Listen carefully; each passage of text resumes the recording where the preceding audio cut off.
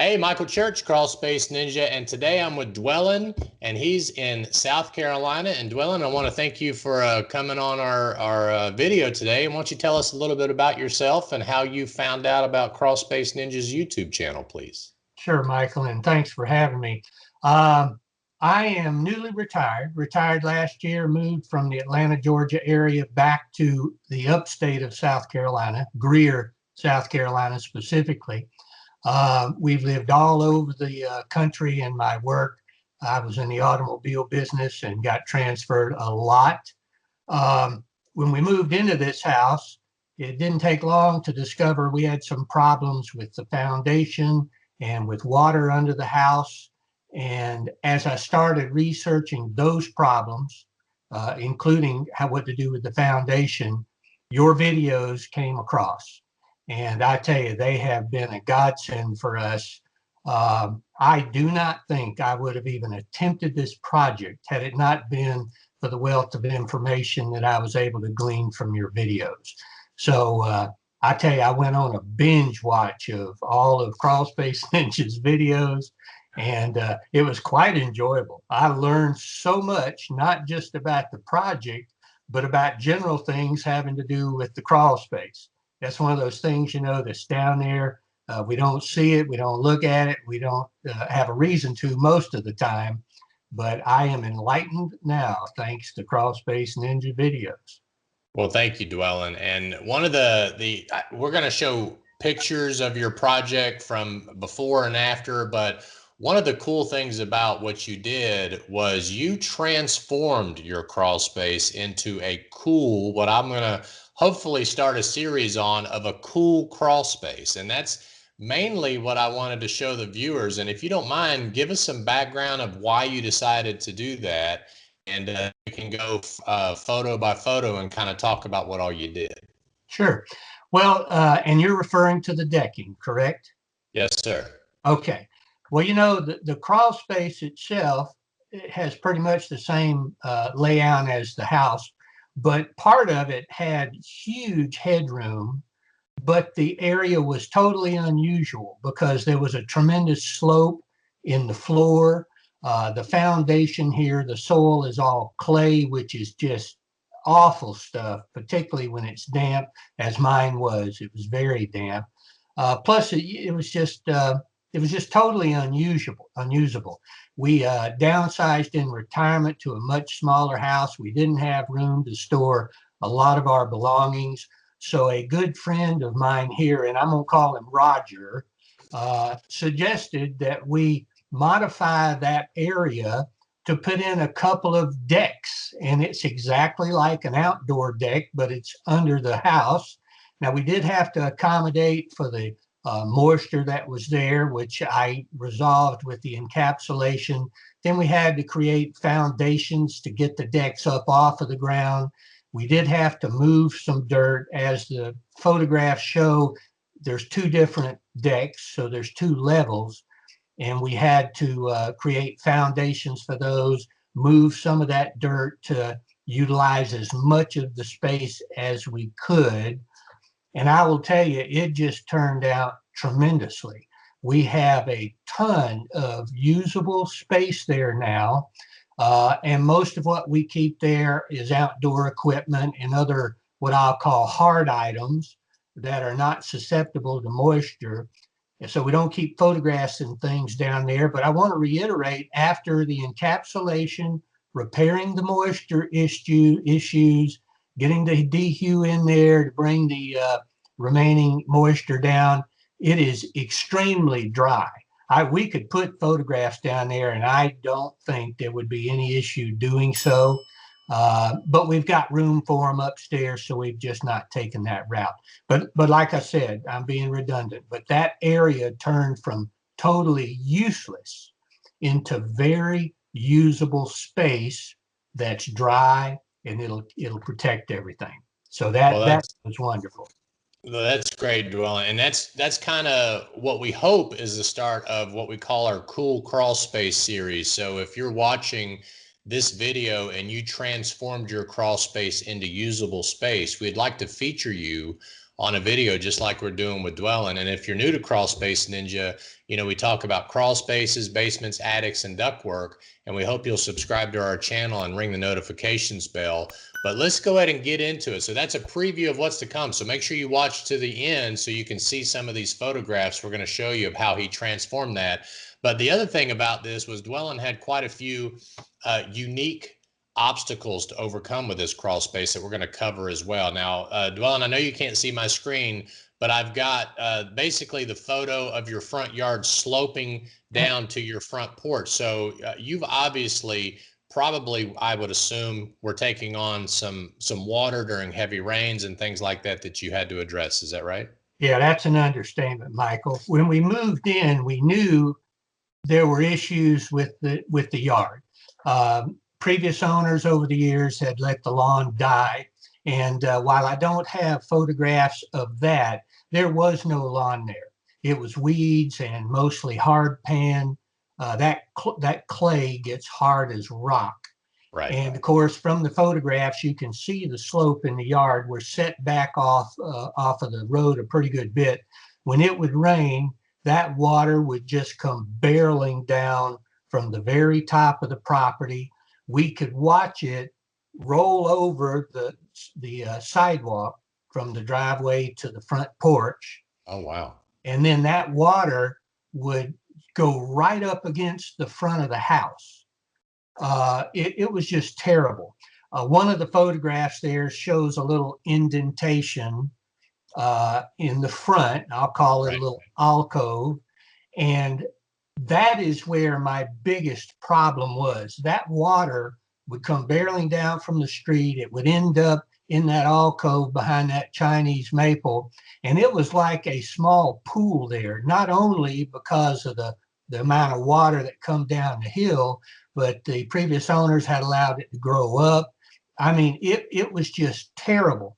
Plus, there were 2 crawl space vents in that area, and they were below ground level. So they had those little retaining walls to keep the earth away from the foundation wall. I think there's a photograph of those.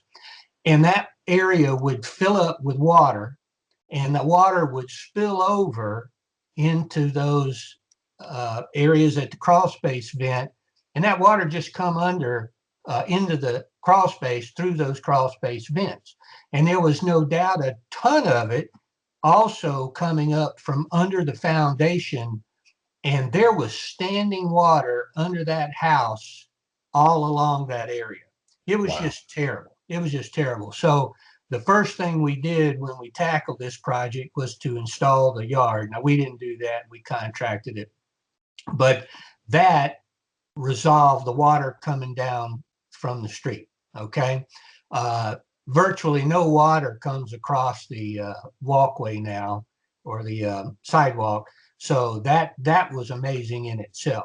We cleaned out everything in that little indentation, got all of that out. We put in some additional drainage there to make sure all of that stuff goes on to the sides of the house on towards the back of the property. So that corrected a big issue there. Now, there was a ton of drainage issues all around the house. So some of the photographs show some other work we did. A lot of it was done with buried drainage from the downspouts. Right. There was some of that there, but it terminated right at the foundation, which caused it to go right back under the house. So we took all that stuff to the very back of the property. We installed, we created some trenching on one side of the house and filled it with large rock and created channels to carry some more of that water away down to the very back of the house. And it was amazing how much water comes down through there. And I'm sure this happens on all properties, and the greater the rainfall, the greater the water that goes running down in there. But when we moved here, there was a small fence at the back where the deck comes down. I think you can see the stairs and some of the landscaping ends. There was a steel metal fence right there, a short one. These folks had some dogs, and it was open. That wasn't a wire fence. It was just a steel picket fence. but the water brought so much soil from the front of the property, it had filled up a space well over a foot from the ground level on the front side of that fence. I hope that makes sense. It But does. it was astounding how much soil was being washed from the front of the house to the rear. So we have been able to resolve that issue completely. I'm very pleased with that. And of course, we put in yard in the back, and a lot of it is not landscaped. It's just natural. And our drains go way back into there. They Now, don't empty out. I'm sorry. I just wanted to break this down a little bit for the viewers. So in the front, did you do to get the water from going from the road to the front of the house? When you say did the yard, did you do a French drain or did you do something else in the front to get that water away? Or what exactly did you do out there? Well, basically, I'm talking about the installation of the yard. That was probably 85% of it. Now, we then channeled all the water that came out of the downspouts. We installed drains from those, and of course, they're underground. And we Gotcha. took them around the side of the house and put them together with drains that come off the back of the house. And And did those they join go. with that river rock? Is that correct? Is that what that river rock is that I'm looking at? Well, no, the drains actually go under that. Oh, okay. The river rock and those channels that they sit in are specifically for the water that does come down the yard. It doesn't make it into the soil or it don't make it into the drains, but it's still got to go somewhere.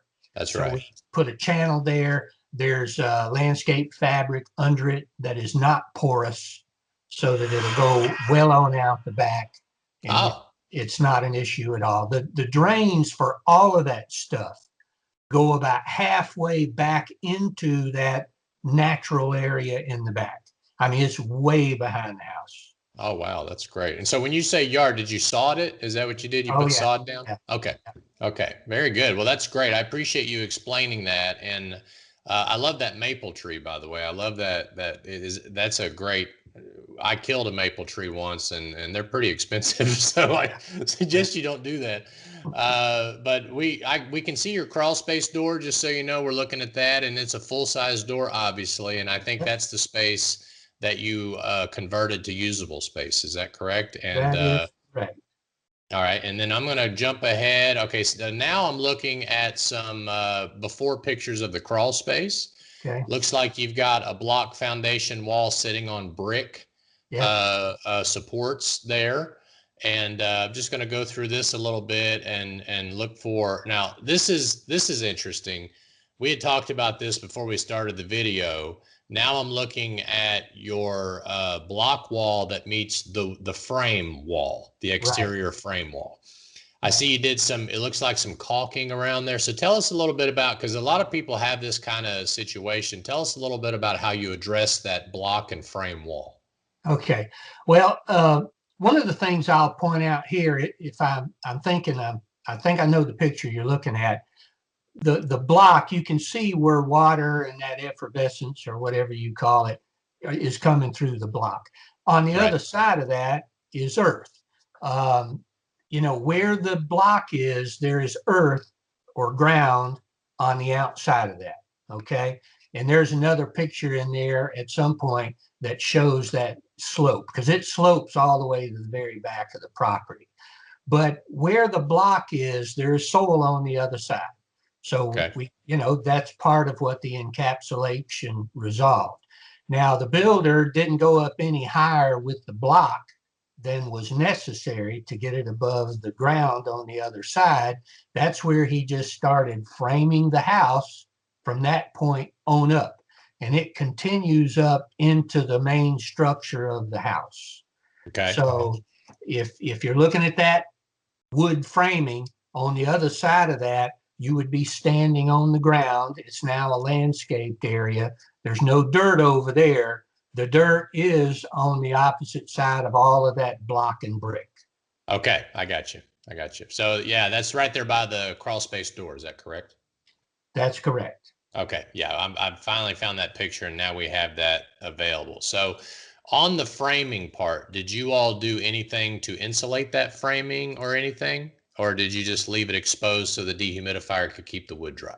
Yeah, we left it exposed. The rest of the crawl space is insulated, and there's not as much in the rest of the crawl space as that, because that's the largest area or the greatest headroom. But we left it exposed. I went through the entire crawl space, marking any opening, whether it was a crack or a hole from the mortar or whatever, and filled all of that stuff with foam, just trying to insulate all of it as best we could.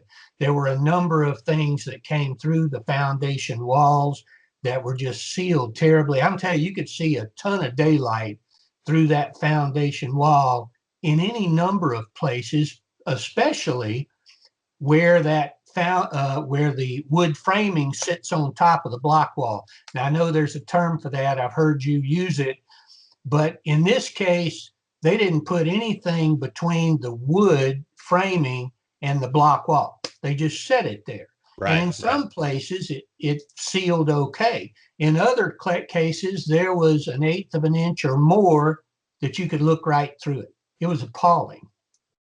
Right, and So, I'm looking at that picture right now. It looks like you took maybe a white caulk, and that's the sill plate that the yes. that sits on the block. And I just want to point that out, and I'll show a picture of that. But basically, there's some builders, especially newer builders, they'll use like a foam that they put on the block, and then they put the wood framing on top of that. But older homes, and depending on what part of the country you're in, they'll just put the wood directly on the block. And here in Tennessee, it's okay to seal that with maybe a 1/4 inch bead of caulk or foam or whatever you want to use. But if you go much more than that, then your pest control company starts to complain that they don't have a viewable area. So I appreciate that picture, because it looks like you did it perfectly, to where you put enough caulk on there to air seal it, but you didn't put so much on there that your pest control company is going to give you a hard time about it. So you did a great job. Yeah, it seems to me I heard that in a Crawl Space Ninja video at some point. Hey, Yeah, I you got got to to be give credit careful. where it's due. Now I'm gonna switch over to your sump pump, if you don't mind. I've got a couple of pictures of around the foundation that shows you had standing water. Looks like you used some pea gravel. Yeah. Did you also put a pipe or anything in that lower spot to direct the water, or did you just use the pea gravel to direct the water? Well, I'm glad you asked about that, because one of the problems I dealt with, and I have no reason, no understanding of why the builder did this, but water was coming in around the foundation walls just from seeping through, or I think it's called hydrostatic. A ton of water was coming in around those walls. So my intent was originally to dig a trench around the outside wall, as we saw in so many of your videos. But when I started attempting that, this builder put a ton of concrete in those footers. And I don't have any idea why he would. Now, again, there's block if you go down to the very bottom of the footers, and block is X inches wide. Well, that cement comes way inside the foundation wall. Right. And I found out quickly they wouldn't be building any trenches in there. So what I did is I created a channel, if you will, from the ground. Now again, that clay is very tight. It's not solid, but I mean it ain't like sand. So I was able to create a trench around the outside walls, Hmm. and there's as little dirt there as I could get. And then I put the pea gravel down, basically just to keep the encapsulation material off of the ground. So any water that comes in from those exterior foundation walls runs right through those channels all the way to the sump pump. And the pea gravel is there just to keep things separate so it Sure. doesn't mess up the encapsulation. And the water continues to flow through that encapsulation all the way to the sump pump. Now, Well, and you did after a great job there, because I've got this picture now showing your sump pump. It looks like you got your dranger drain installed and all that. So if I were to see a panoramic view of your crawl space, there's pea gravel filling that entire trench all the way around. Is that correct? So you're using it like a ditch to yep, direct that water into the sump pump. that's correct, Michael. Yeah. That's And great. I will mention, I'll just point this out. I got the dranger valve in there. And again, that come from your suggestion. Now, I was watching one of your videos just last week, and I think I did it wrong. I got to go back and fix it. I put that dranger valve on top of the cover. And in last week's video, I noticed you pointed out specifically it should go under the cover. And so I'm going to have to fix that. But it's in there. I think it'll work. But It'll work. yeah, there you go. That's right. Well, and what you're showing here, Dwellen, is a great alternative to somebody having to dig out a lot of earth to bury a pipe. You know, we lean heavy on the NDS Easy Flow pipe, but basically it's a 7-inch by 7-inch pipe because of all the aggregate and the sock around it and all that. But as you mentioned, clay is not fun to dig. Oh, I mean, it's horrible, and especially if you're in a short crawl space where you can't even get a spade up or anything up high. I mean, we like to use hammer drills and different things like that to soften the dirt. But I think your example is great for the viewers, because they can see that even something like this, just giving the water a channel, that's basically what you're doing, is creating a channel and keeping the water moving, because it will gravitate to the sump pump. The sump pump is buried, and it's right now, from what I can tell, the deepest part of the whole spot now. So water's naturally going to go to that deepest spot. So thanks for doing this too, because this is a great way to show the DIYer how to address it if they don't want to dig out as much as we would installing a trench. So that's great.